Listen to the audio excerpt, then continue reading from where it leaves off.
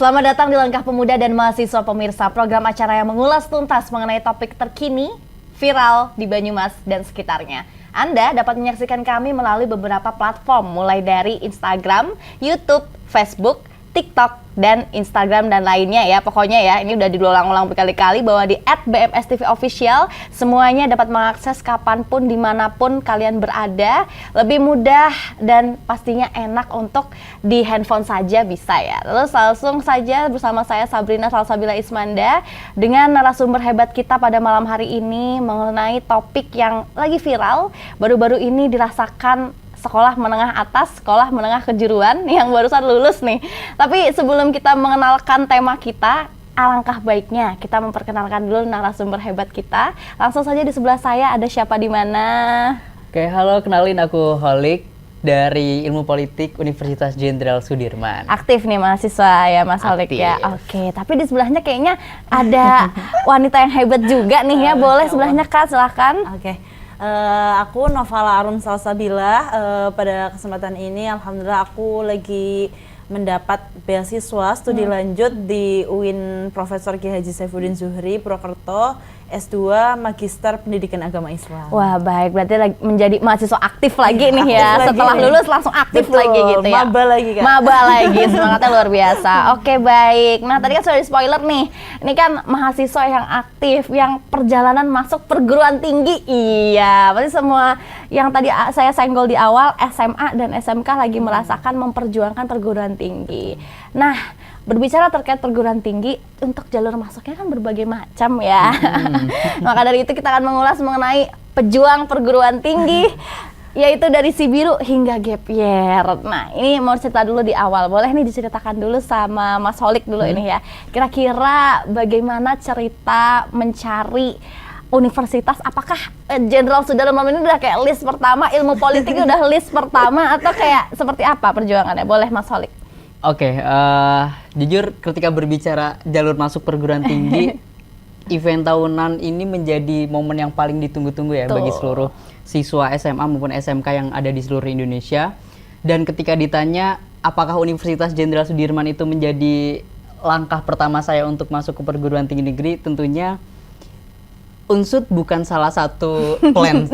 Karena ketika berbicara jalur perguruan masuk ke jalur perguruan tinggi negeri, kebetulan ada banyak sekali kerikil-kerikil yang harus saya hadapi di depan. Tahun saya 2022 itu masih SNMPTN. Saya gagal di sana, akhirnya harus gap year dulu.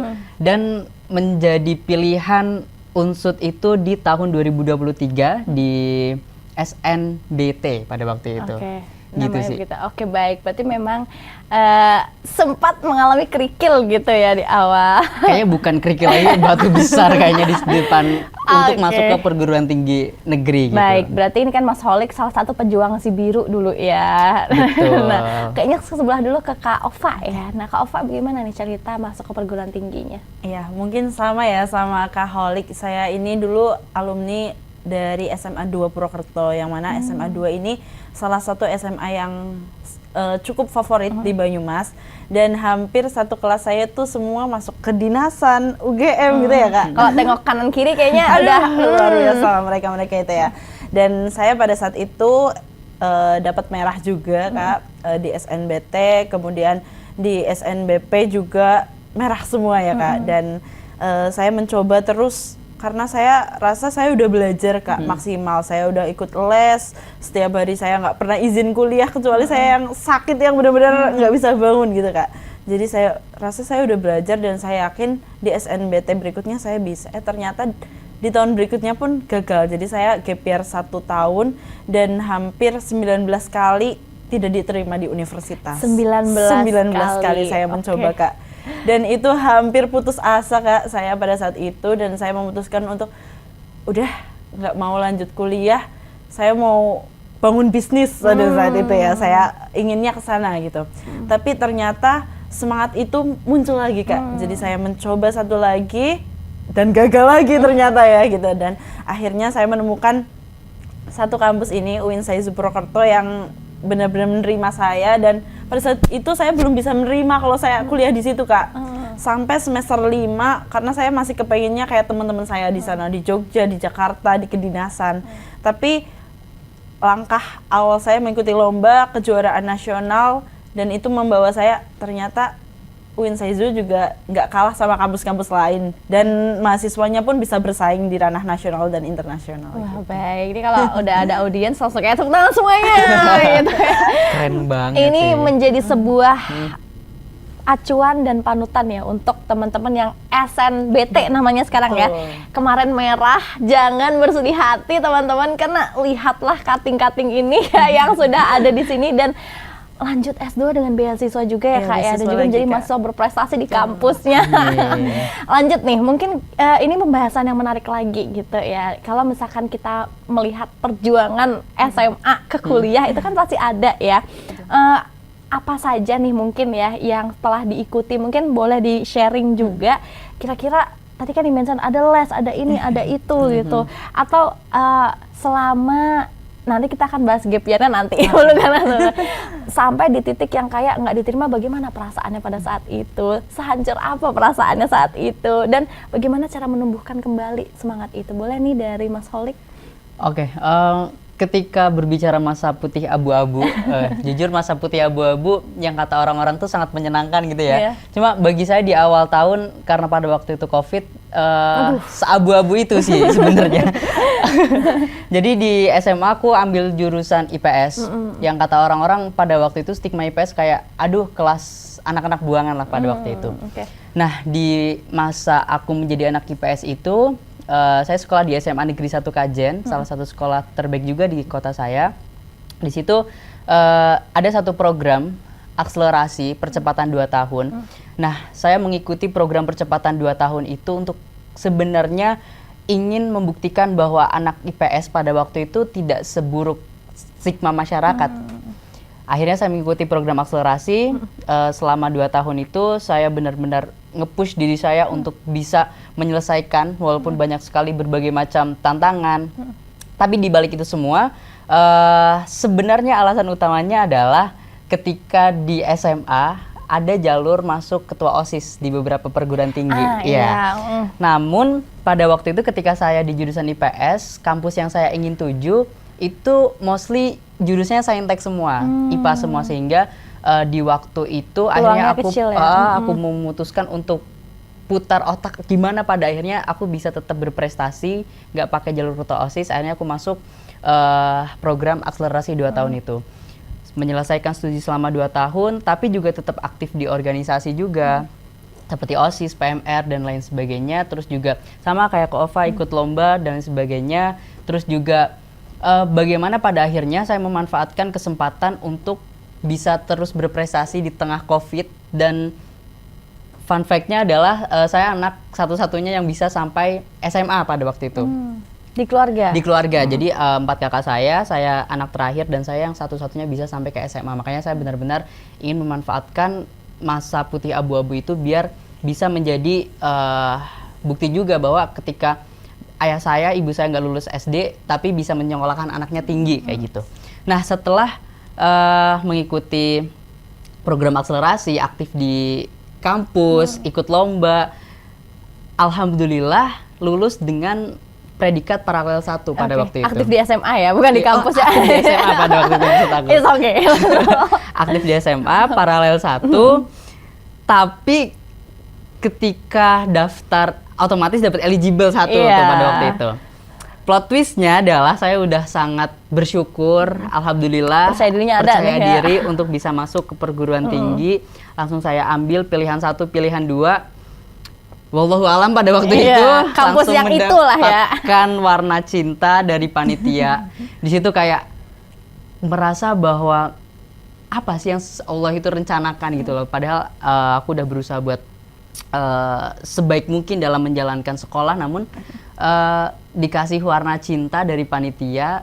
Nah di situ juga setelahnya aku harus melaksanakan tadi sama kayak Ko Ova. Aku ditolak belasan kampus, salah satunya Universitas Jenderal Sudirman yang saat ini menjadi kampus perjuangan. Tapi setelah melewati gap year, akhirnya aku paham kayak oh ternyata rencana Allah tuh jauh lebih baik. Jadi kayak aku punya rencana, Allah sudah mempersiapkan yang lebih baik. Jadi ketika aku punya rencana dan gagal, aku sedih. Tapi ketika rencana yang aku gagalin ini, harusnya aku bisa lebih senang lagi karena yang disiapkan ke depan adalah rencananya Allah. Oke, baik, gitu. Masya Allah. Ini kan berarti antara usaha dan doa ikhtiar itu berjalan selaras betul, Betul. ya. Oke, baik, ini sangat menginspirasi ya teman-teman. Kayaknya mau melihat juga nih perjuangan Kak Ova bagaimana nih Kak untuk bangkit dan juga untuk bertahan. Apalagi 19 kali ketolak nih ya teman-teman. Ini bukan masalah merah lagi, ini masalah adu mental ya kayak. Ini bisa nggak nih bertahan sampai akhir nih gitu. Silakan Kak Ova. Oke.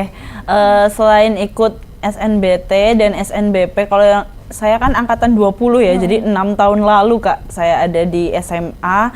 Kemudian pada saat itu benar-benar teman-teman tuh sudah habis keterima semua, satu kelas saya itu Kak, tinggal saya Kak, tersisa saya. Terus saya ini arahnya mau kemana gitu ya. Sebenarnya dari mau kemana gitu ya. Sebenarnya dari awal orang tua tuh udah bilang suruh di deket sini aja, karena saya juga asli Purwokerto Kak. Jadi yang deket karena orang tua suka di keagamaan gitu, jadi udah kamu di sini aja masuk PAI, dan saya tuh menolak itu Kak. Saya menolak di tahun pertama, tahun kedua, tapi nggak tahu ya jalannya Allah itu mengarahkan udah di sini aja. Dan 19 kali itu juga melalui jalur mandiri, terus jalur apa ya pada saat itu PMDK gitu kayak gitu ya. Hampir semua universitas di Jawa saya daftar Kak. Semua universitas di Jawa Tengah Timur Barat kayaknya ada yang saya daftar itu ya. Sampai pada saat itu orang tua benar-benar yang terus mendukung. Mau daftar sini kan perlu biaya juga ya Kak. Jadi ya udah diberangkatin aja gitu, didaftarin aja, siapa tahu itu jalannya di situ. Tapi ternyata jalan awal yang jalan akhirnya saya itu ternyata jalan awal yang orang tua pilihkan. Ternyata ridho orang tua itu ya. betul, ridho orang tua di sana. Nah, itu menumbuhkan semangatnya juga dari semangat keluarga berarti ya. Betul, keluarga juga support, dan saya juga sebenarnya sempat putus asa dan yang benar-benar terkurung gitu Kak. Iya, saya pasti. Malu, terus kayak jadi aib keluarga gitu ya pada saat itu ya. Betul. Apalagi sama COVID sih rasanya. juga, COVID sesi 1 saya Kak. Iya, paham. Sesi 2. Wah, oke, baik. Betul. Oke, Kak Ova dan Mas Holik, sepertinya kita jeda dulu ya sebelum melanjutkan keseruan dan inspiratif ini, kisah inspiratif. Maka dari itu pemirsa, jangan kemana-mana, tetap di Langkah Pemuda dan Mahasiswa.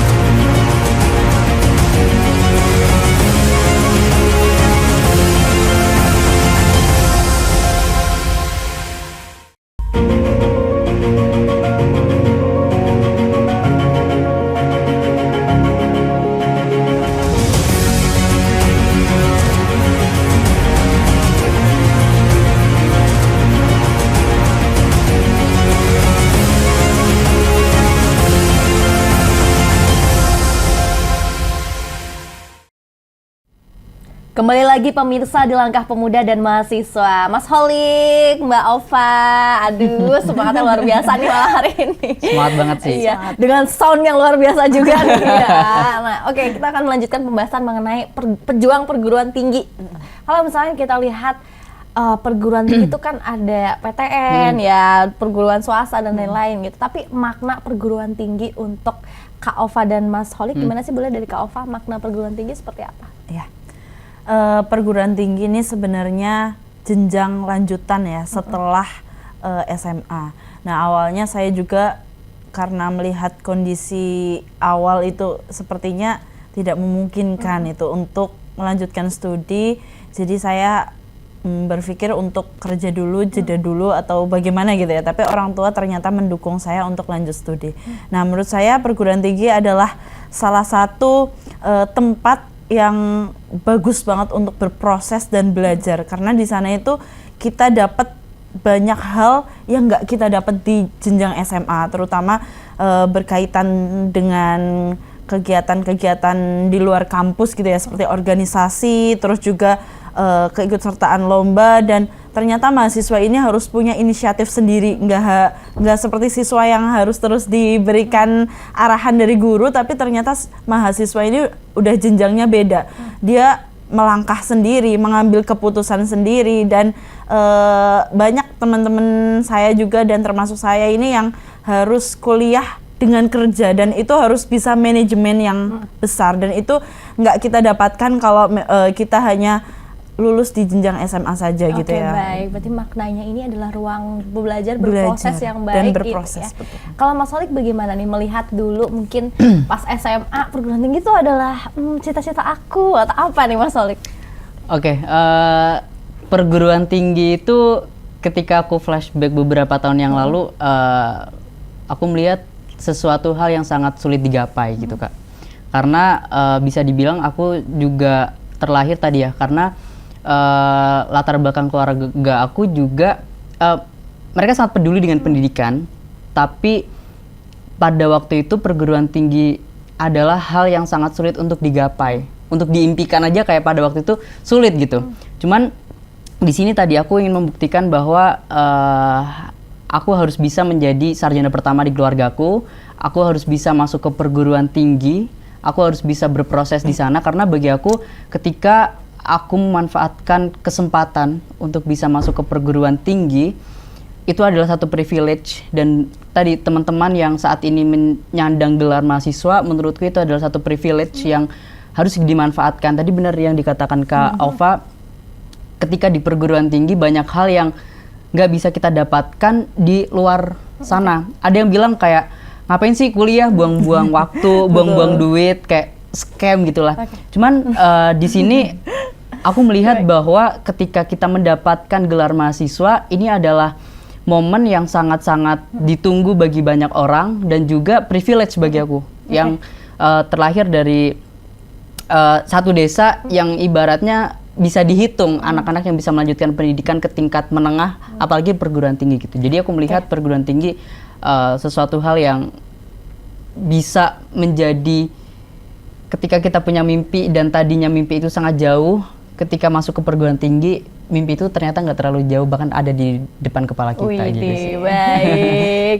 Ini kan menjadi sebuah hal yang tadi ada sedikit kutipan yang aku suka nih dari pernyataannya Mas Holik, scam. Nah, perguruan tinggi itu banyak sekali zaman sekarang tuh merasa karena mencari rezeki, mencari peluang itu kan terbuka sekarang udah luas gitu ya, sosial media udah masif lah ya. Tapi bagaimana menanggapi terkait scam kuliah, apalagi untuk yang mengalami warna merah, yang mengalami gagal gap year, pasti kan ngerasa kalau kuliah itu ya sudahlah, ini masih bisa kerja, udah bisa berpenghasilan, ya udahlah gitu. Bagaimana menanggapi scam tersebut Kak Nova? Pertama ya, mendengar kata dan yang lagi viral itu ya, kuliah adalah scam, itu awalnya saya cukup kesal gitu ya Kak. Kok bisa ada orang bilang bahwa tempat untuk berproses, tempat untuk berpendidikan itu dikatakan scam gitu ya. Lagi dulu 19 kali. Iya betul. Dan konteksnya ini kita di kuliah itu bukan hanya main-main. Kita di sana belajar juga, di sana juga kita kan ditempa gitu ya. Ditempa dalam artian nggak semua orang seperti tadi Kak Holik bilang ya, punya kesempatan untuk kuliah. Dan ketika ada orang yang bilang kuliah itu scam, menurut saya nggak banget gitu ya Kak. Nah, di jenjang perkuliahan ini saya juga sempat ngerasa ada hal-hal yang mungkin nggak saya dapatkan waktu SMA ya, terutama ketika saya mengikuti lomba gitu Kak. Itu kan nggak semua bisa, kalau nggak jalur jalur pendidikan yang memang linear dengan program studinya, kemampuannya, ataupun punya passion di bidang itu. Nah, hal-hal seperti itu tuh tidak terkotak dalam sistem Kak. Jadi hal itu memang harus kita cari dan kita kejar gitu. Jadi kalau dikatakan scam, berarti itu udah terstruktur oleh sistem. Tapi kalau dalam konteks lain kita harus mencari tahu sendiri, terus harus berupaya sendiri, itu menurut saya bukan scam ya di situ ya. Dan satu lagi, kuliah ini adalah bentuk perjuangan, karena nggak semua orang yang kuliah itu bisa membiayai kuliahnya.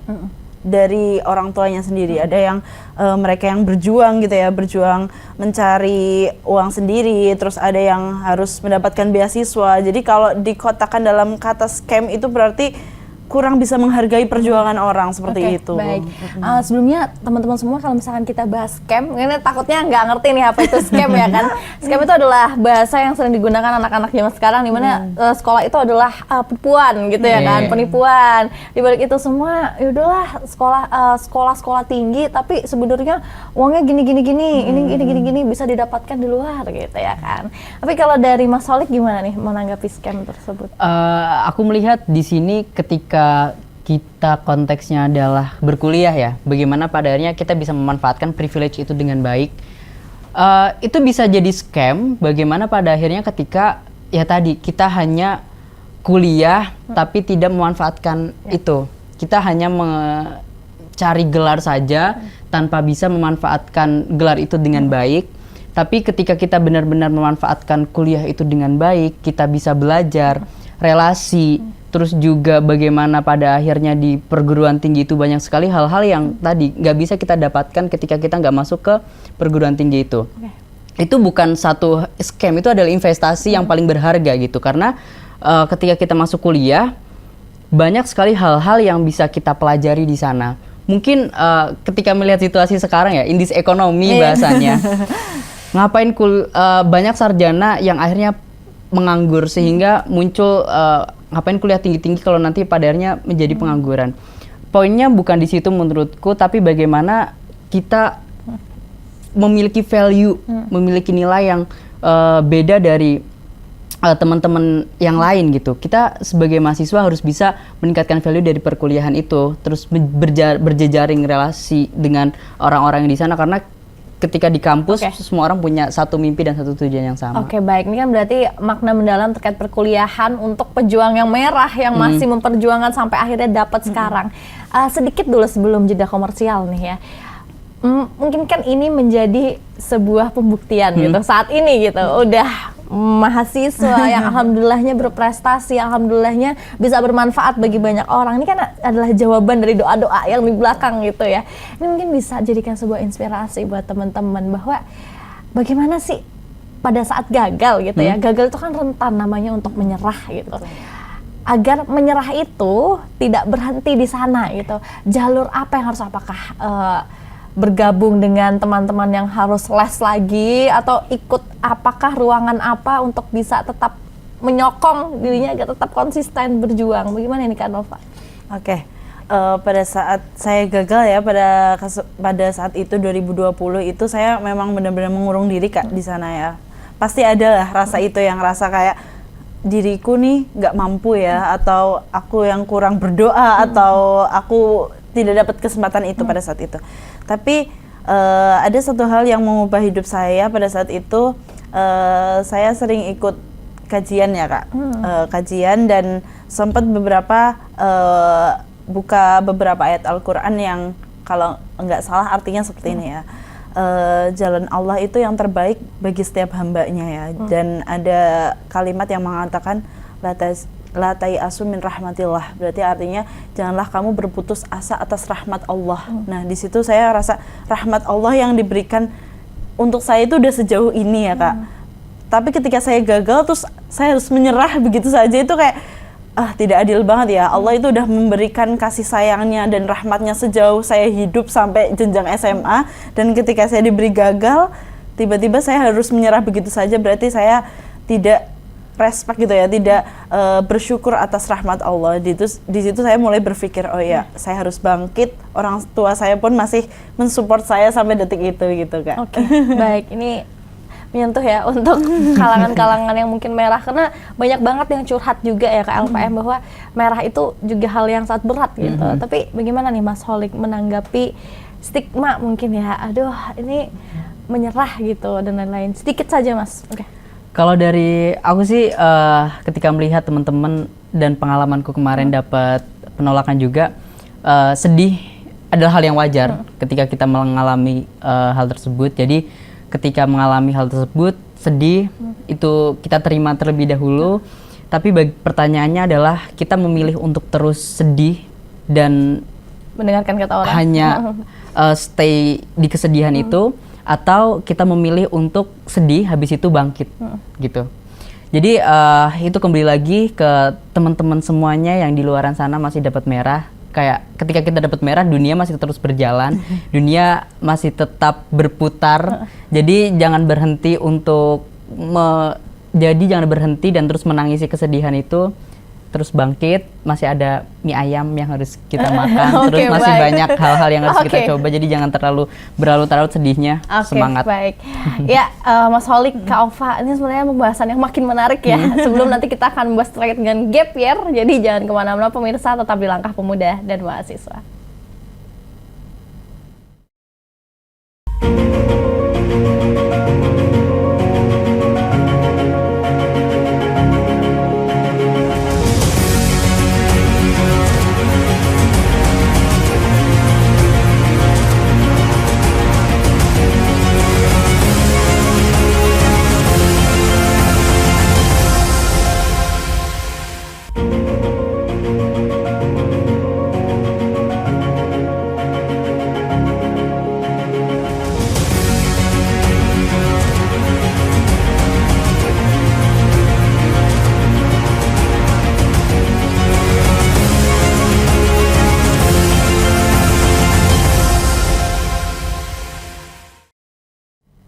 Kembali lagi bersama kami pemirsa di Langkah Pemuda dan Mahasiswa, Mas Holik, Kak Ova. Ya, cek sound dulu. Nggak usah ya, semangatnya terpancar banget nih.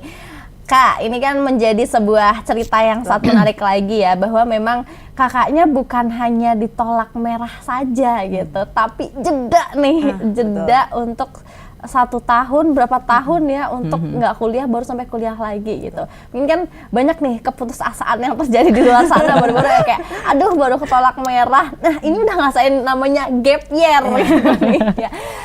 Boleh diceritakan gap year itu yang dirasakan, kegiatannya seperti apa, dan juga kira-kira memutuskan untuk gap year, sampai di titik memutuskan untuk gap year dulu bagaimana? Boleh Mas Holik? Oke, gap year tuh kata orang buat orang-orang pilihan aja gitu. Lo kata kayak gitu? Iya. Kenapa pada akhirnya pada waktu itu aku memutuskan buat gap year? Salah satunya adalah tadi belasan penolakan yang udah diterima, jadi kayak aduh udah muak, jadi udah ada sampai di titik kayak ketika ditolak kayak udah mati rasa gitu. Oh ditolak nih kayak gitu. Udah kayak biasa nih merah biasa aja gitu. Betul, terus akhirnya memutuskan untuk gap year pada waktu itu karena seluruh jalur kayaknya udah pada teman-teman bahkan udah upload Twibbon gitu. Terus aku berpikir bahwa kayaknya nggak ada salahnya buat berhenti sejenak untuk berhenti sejenak untuk tadi ketika aku lihat waktu SMA aku udah berusaha keras banget nih buat ngejar 2 tahun. Jadi ya udah nggak ada salahnya deh buat akhirnya berhenti sejenak. Bapakku juga bilang kayak wes mandek sih istirahat dulu gitu. Akhirnya aku memutuskan buat gap year. Cuman di satu sisi ya tadi ketika gap year jujur banyak banget hal-hal yang sangat berubah gitu ya.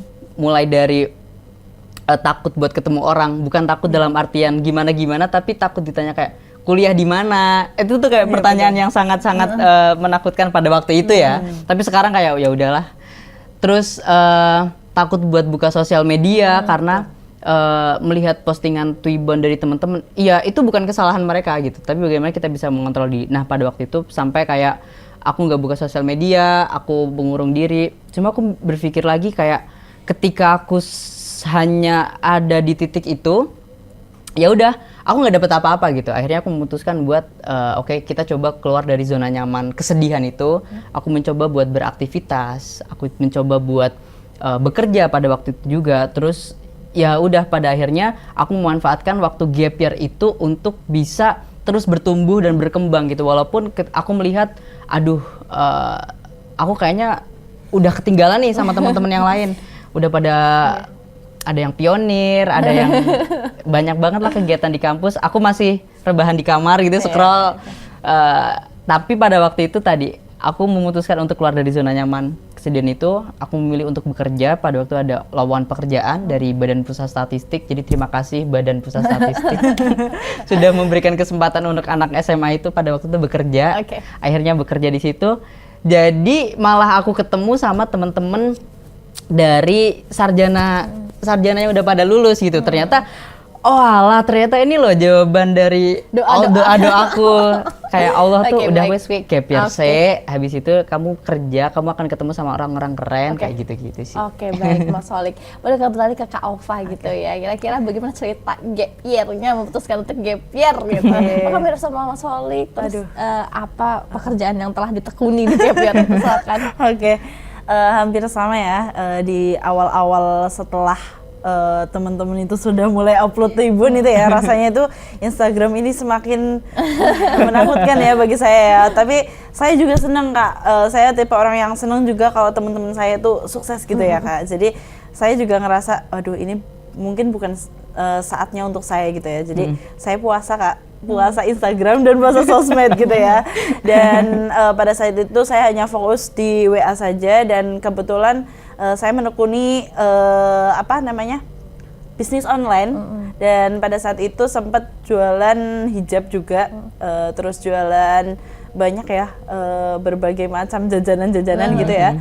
Dan sempat yang paling gong itu saya dan ibu saya tuh memutuskan untuk bikin sebuah ruko yang mana itu jualan fresh food, terus frozen fish. Nah itu saya harus pagi-pagi jam 5 pagi itu harus berangkat dari rumah ke Cilacap. Rumah saya Cilongok, Banyumas. Harus berangkat ke Cilacap untuk kulakan ikan. Wah.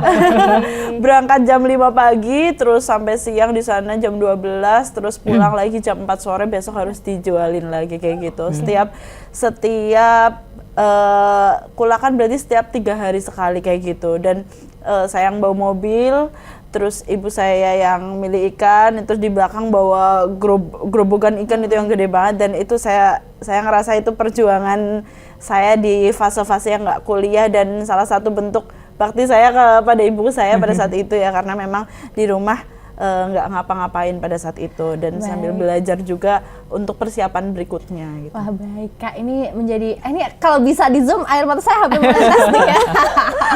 Pemirsa, ini kan menjadi sebuah pembuktian dari pejuang gap year ini. Boleh diceritakan fase diterima kampus dan bisa ikut kegiatan positif dan pencapaian-pencapaiannya Mas Holik, silahkan. Oke, tadi ya di masa gap year itu juga aku masih punya semangat gitu untuk bisa masuk ke perguruan tinggi. Jadi di sela-sela aku bekerja di BPS pada waktu itu aku kerja di BPS, Sensus. Aku kerja di Sensus Reksosek. Nah di situ juga aku ketemu banyak orang, aku banyak belajar. Terus habis itu aku kerja juga masih di BPS juga di bagian entry data pada waktu itu. Dan setelah pulang kerja aku masih terus buat nyicil latihan soal.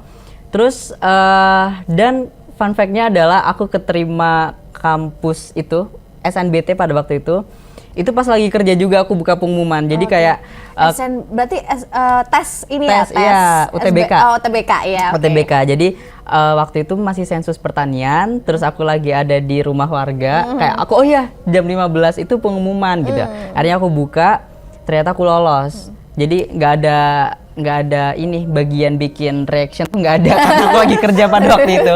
Aku lagi kerja. Videoin dulu nih. Nggak sempat pada waktu itu. Akhirnya aku lolos, dan di situ kayak aku mau berekspresi tapi masih kerja kan. Akhirnya aku pendem dulu, tapi aku sambil senyum-senyum kayak ini anak kenapa nih tiba-tiba senyum. Di situ aku tuh keterima di Unsud kayak gitu. Jadi sambil bekerja, jadi cucu jenderal, kerjanya sambil senyum-senyum pada waktu itu. Bahkan ada ibu-ibu nanya, Mas kenapa? Enggak apa-apa Bu, lagi seneng aja kayak gitu. Oke, baik. Jadi tadi ketika gap year, manfaatkan waktu buat terus bekerja. Itu salah satu pencapaian juga, bisa ngasih gaji ke orang tua gitu. Terus di samping itu juga aku harus tetap belajar. Kayak aku masih punya motivasi. Pokoknya aku harus masuk ke perguruan tinggi. Orang bilang kayak, kenapa kamu keluar dari BPS, kan udah enak tuh kerja di situ. Karena aku melihat bahwa aku harus bisa kuliah sih, aku harus bisa meningkatkan value aku untuk mengangkat derajat kedua orang tua aku pada waktu, mikirnya pada waktu seperti itu. Akhirnya diterima, ya seneng sih. Oke, baik. Nah, Kak Ova, boleh diceritakan Oke. dulu nih perjuangan keterimanya gitu, silakan. Oke, kalau aku dulu kita ceritanya hampir mirip ya Kak. Gitu. Di tempat lagi kulakan ikan atau gimana nih? Lagi kulakan ikan? Betul banget. Nah itu sempat malu dulu awal-awal mau kulakan ikan gitu ya, karena kan pekerjaannya nggak sekeren Kak siapa? Kak Holly. Kak Holly gitu ya. Kalau saya bener-bener yang terjun di lapangan dengan sepatu boot gitu Kak ya, perempuan tapi kita harus berjuang gitu ya. Nah pada saat itu bener banget lagi kulakan ikan, ibu saya di seberang sana, saya lagi milihin ikan, terus klunding gitu kan. Terus teman saya, kamu udah cek belum? Nah pada saat itu kalau saya ikutnya apa ya namanya? UMPTKIN Kak. Kalau di Kemenak kan ada sendiri kayak UTBK tapi khusus Kemenak gitu. Kamu udah cek belum? Teman saya bilang, apa cek apa? Itu pendaftaran. Oh iya saya lupa gitu. Lah terus habis itu saya buka, ternyata keterima itu ya. Terus alhamdulillah saya teriak-teriak ke ibu saya, ibu apa gitu dari seberang sana ya kan, itu pantai luas gitu ya. Aku keterima. Terus yang kebetulan saat itu kan kenal semua sama ini ya penjual ikan. Wah, kenal banget gitu. Terus alhamdulillahnya dan alhamdulillah saya punya tekad Kak di situ awal kuliah. Oke, nggak apa-apa aku telat 1 tahun tapi setelah itu aku harus langsung S2 Kak gitu kan. Alhamdulillah. Dan terrealisasi juga ternyata. Alhamdulillah. Oke, baik. Sebelum jeda sedikit nih ya. Prestasi. Kira-kira apa yang akhirnya di kampus aku ternyata bisa loh pasang Twibbon, bisa ikut lomba ini kayak anak-anak yang dulu itu ya, yang selalu dihindari di sosmed. Sekarang aku melakukan, boleh Mas Holik, apa yang kayak akhirnya gitu. Oke, akhirnya sih aku bisa memutus ini ya. Akhirnya aku bisa masuk ke perguruan tinggi gitu. Kayak tadinya bapak ibuku juga sempat ragu gitu. Tapi akhirnya aku bisa mematahkan itu, bisa kok aku bisa masuk ke perguruan tinggi, bisa kuliah intinya. Dan di situ aku benar-benar memanfaatkan sehingga banyak sekali kesempatan yang aku ikuti. Jadi buat teman-teman nanti ketika kuliah akan banyak banget hal-hal yang bisa dilakukan, kayak organisasi banyak banget, terus lomba-lomba juga banyak banget. Jadi ketika aku di Unsud menjadi cucu jenderal, aku nggak mau kayak kuliah pulang, aku benar-benar memanfaatkan itu karena tadi ya buat dapetin kata selamat itu ada harus jeda dulu 1 tahun, harus kerja banting tulang dulu sehingga ketika aku kuliah ya aku memanfaatkan itu untuk jadi organisasi kayak di Novo Club by Paragon Corp, terus ikut Nutrilead dari Nutrifood. Itu menjadi pengalaman yang sangat berharga buat aku. Terus kemarin juga kita lomba bareng ya, Kava bareng Bank Indonesia.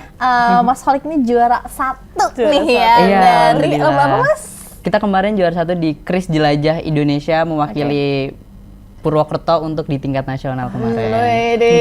Ini salah satu pembuktian nih ya bahwa memang itu semua memang perlu proses teman-teman. Jadi sabar, ikhtiar gitu ya. Betul. Boleh kalau dari Mbak Ova gitu ya, prestasi apa yang kayak this is selain beasiswa S2 yang keren itu tadi. Ya selain beasiswa S2 ya Kak, saya juga selama S1 tuh alhamdulillahnya beasiswa juga Kak. Jadi di situ mulai oke, nggak apa-apa aku di sini, yang penting aku bisa istilahnya sama kayak teman-teman yang di luar gitu ya. Pada saat itu titik balik saya percaya dengan diri saya itu Kak, saya ikut lomba di Jakarta. Pada saat itu dapat juara 2. Dan di situ tuh ternyata saya bisa ya kayak teman-teman saya yang di kampus-kampus yang top 3, top 1, top 2 gitu ya. Nah, pada saat itu baru menemukan passion saya. Ternyata passion saya itu ada di kepenulisan Kak.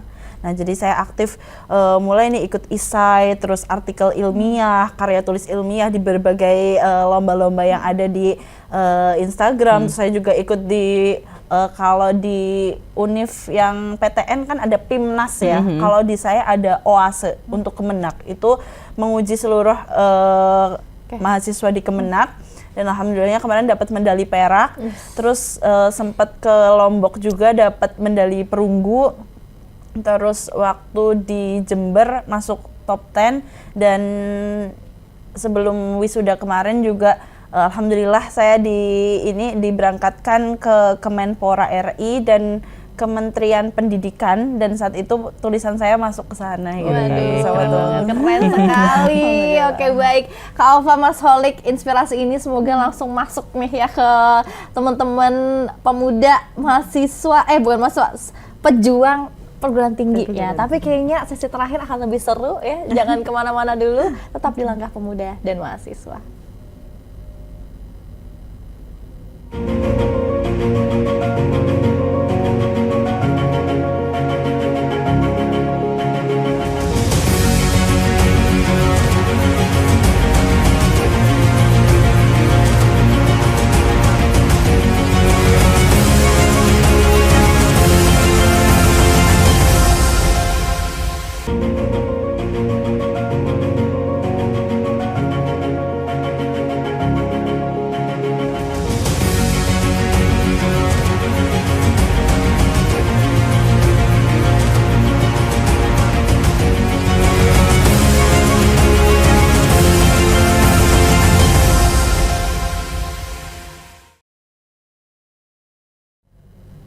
Pejuang perguruan tinggi bersama Kak Holik dan juga Kak Ova. Aduh, ini menjadi puncak acara dari malam hari ini nih ya. Boleh nih mungkin kita menceritakan lagi kilas balik akhirnya sampai gimana perang telah usai ya.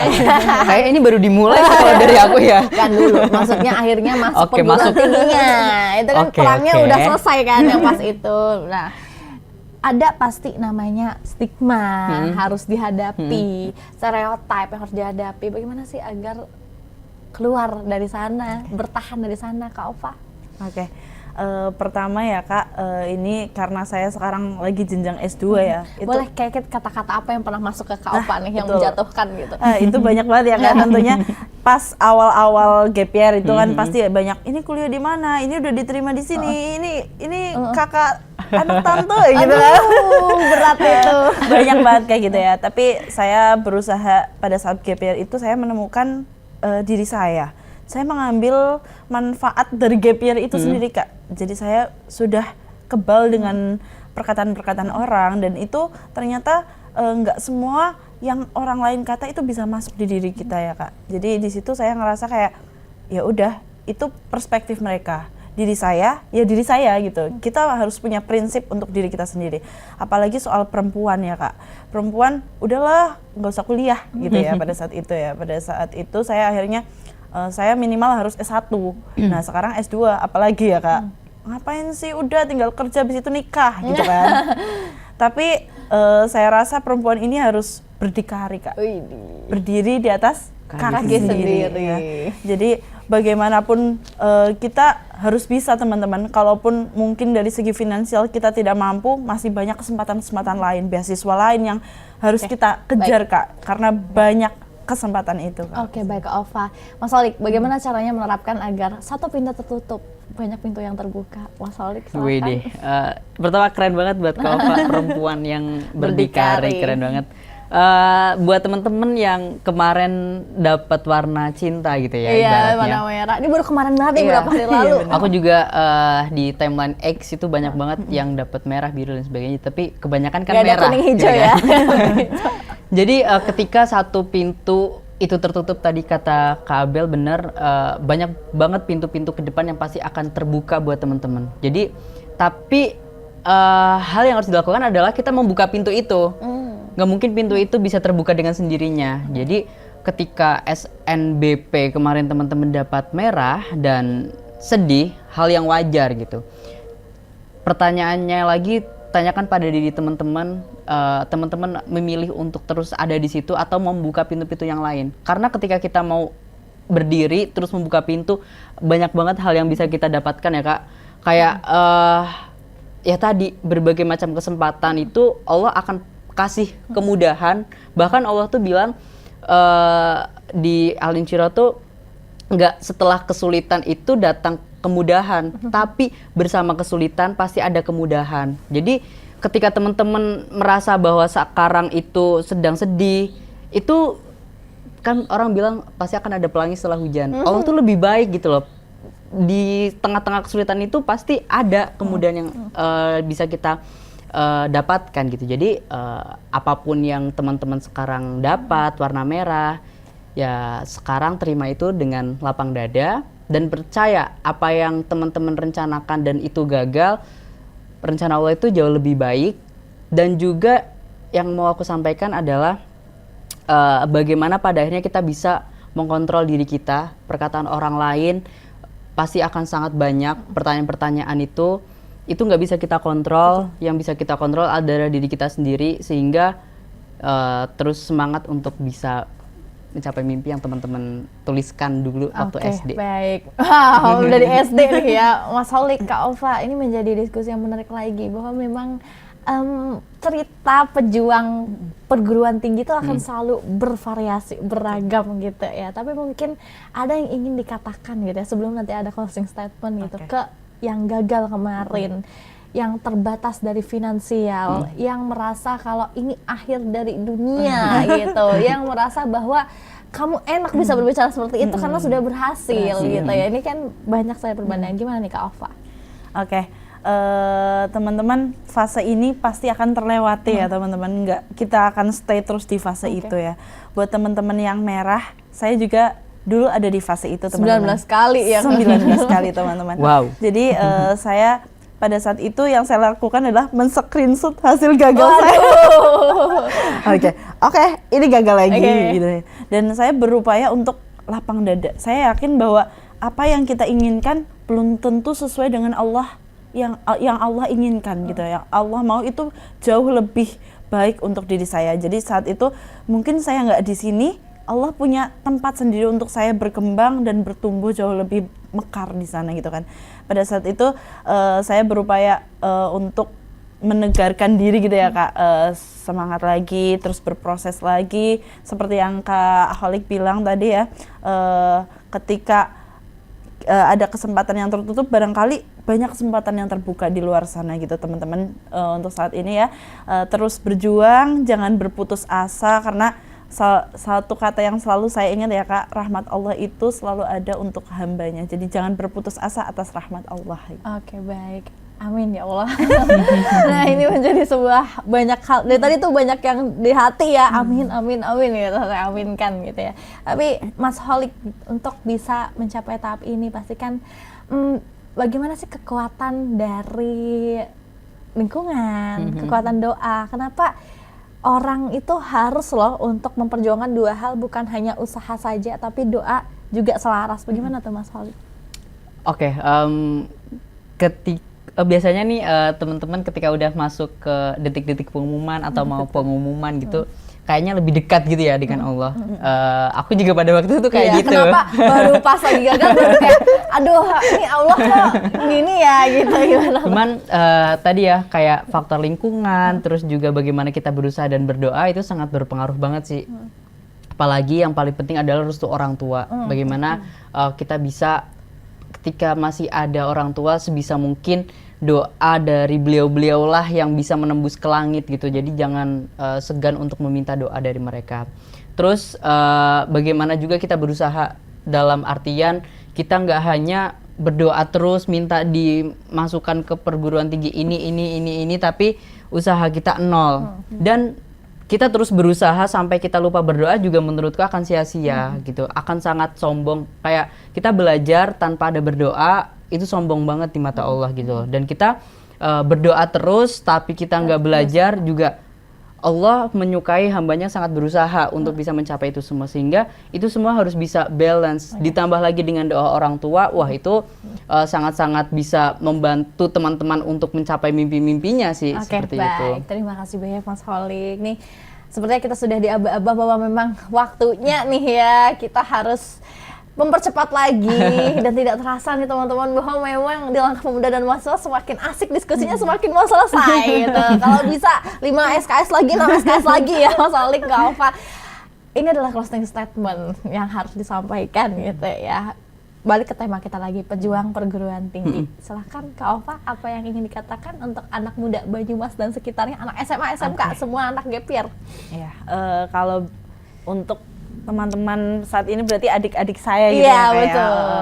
Untuk adik-adikku ya, teman-teman semua, terus semangat karena mungkin kegagalan ini dijadikan batu loncatan yang lebih jauh lagi untuk teman-teman melesat lebih jauh lagi untuk teman-teman menghadapi dunia yang sesungguhnya, karena nanti di luar sana mungkin akan ada kegagalan-kegagalan baru lagi yang teman-teman dapatkan, tapi di situ teman-teman sudah siap dan sudah kuat kembali. Dan satu hal dari saya, teman-teman, sejauh apapun kita berproses di sana, sejauh apapun kita berprestasi di luar sana, ingatlah bahwa yang terpenting adalah memberikan manfaat seluas-luasnya untuk teman-teman kita yang saat ini belum bisa ada di bangku perkuliahan atau tidak mendapatkan kesempatan itu. Kita perlu berbagi, Kak, karena ilmu yang dibagikan adalah ilmu yang bermanfaat, yang kelak nanti insya Allah kita akan dapat syafaat itu di akhirat gitu, Kak.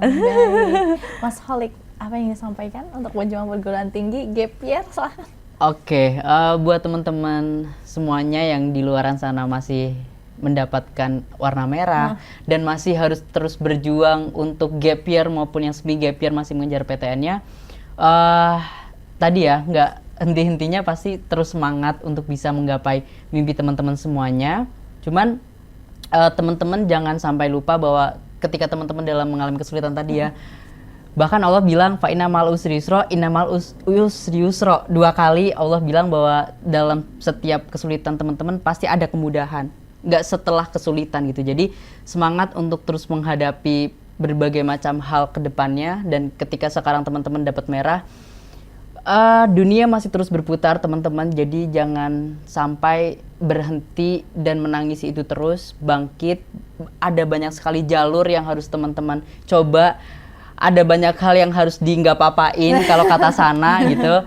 Dan buat teman-teman yang berpikir bahwa masih kesulitan finansial untuk kuliah tadi, jalur masuk perguruan tinggi masih banyak, teman-teman semuanya. Banyak bisa beasiswa. ikuti website apa atau apa? Iya, banyak sekali beasiswa yang di-share di berbagai macam platform, mulai dari KIPK, beasiswa unggulan dan lain sebagainya. Teman-teman bisa coba, asal tadi teman-teman berani untuk bangkit, berani untuk keluar dari zona itu, berani untuk membuka pintu-pintu yang menurut teman-teman akan sulit dibuka, tapi dengan kepercayaan diri teman-teman dan doa yang teman-teman panjatkan, pasti pintu itu akan kebuka buat teman-teman semuanya. Baik, Mas Holik, Kak Ova, tepuk tangan dulu untuk kita semua. Keren sekali.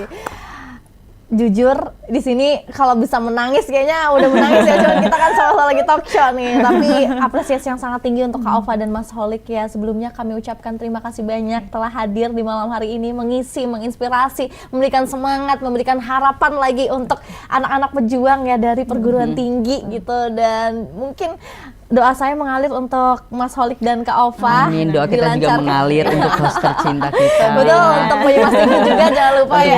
Untuk juga semakin sukses juga. Amin. Maksudnya untuk Kak Ova dan Mas Holik lancar studinya sampai akhir, Amin, ya karirnya Allah. lancar. Amin. Dan pemirsa, inilah dia sesi untuk Langkah Pemuda dan Mahasiswa episode kali ini. Pejuang dari perguruan tinggi, semangat selalu. Maka dari itu langsung saja saya tutup. Kepada narasumber, sampai jumpa dan kesempatan lagi. Mewakili seluruh tamu mengucapkan terima kasih dan mohon maaf bila terdapat tutur kata atau sikap perbuatan yang kurang berkenan. Saksikan terus Langkah Pemuda dan Mahasiswa setiap hari Selasa pukul 8 malam hanya di Banyumas TV. Saya Sabrina Salsabila pamit dan sampai jumpa.